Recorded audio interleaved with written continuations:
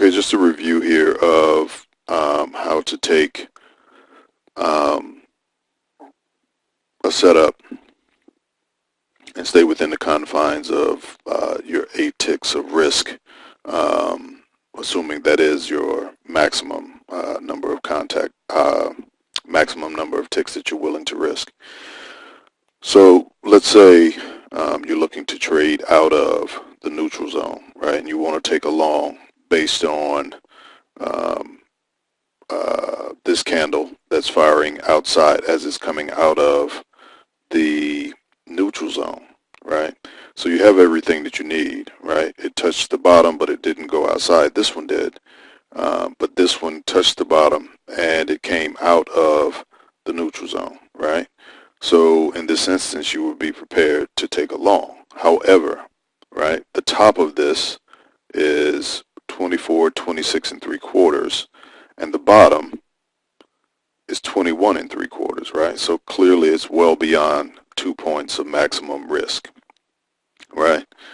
One of the ways that you can prepare yourself to take this trade, notwithstanding the fact that it's significantly higher than 8 ticks, right, is to set your, if indeed this fires, right, and the next candle or one of the next, okay, so it confirmed here, right?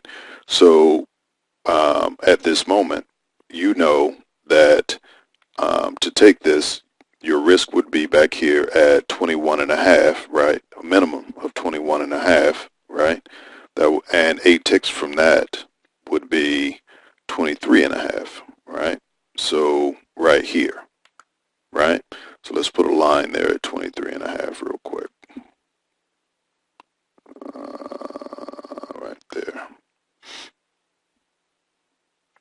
So you know that the only way that you can take this trade and stay within the confines of your risk is if you take, you enter the trade, you have a buy sitting here at 23.5, and your stop would be back here at 21.5, right? So once this has confirmed, you can enter an order and have it sitting at 23.5, right? And you know that if price comes back here and you get executed at 23.5, your stop would automatically go in and be at 21.5, right? So from that moment on, you know that if you get executed, your stop is in place, you're within the confines of your risk parameters, and everything is gravy, right? Now, one thing to note, if price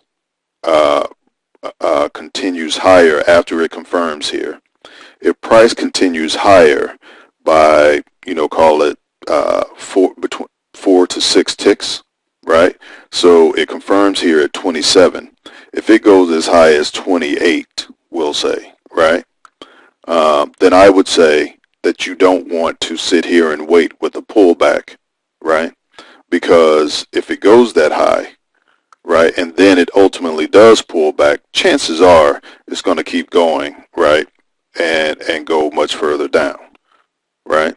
So you don't want to be sitting here with an order to buy and waiting for it after it's rallied as high as 28 or as high as 4 ticks after it's confirmed. Let's see if it confirms here or continues higher. Okay, so it went as high as 28. Once it goes as high as 28 without having come back to get you, then you want to cancel any order that you have sitting here, right? Because if it were to roll over and come back to this point, you don't want to be buying here because there's a good chance it's going to keep going down.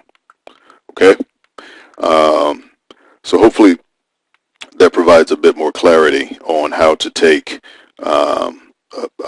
your setup just using a pullback to get you into a trade. Okay? Any questions about that? We can talk about it later, but hopefully this clears it up.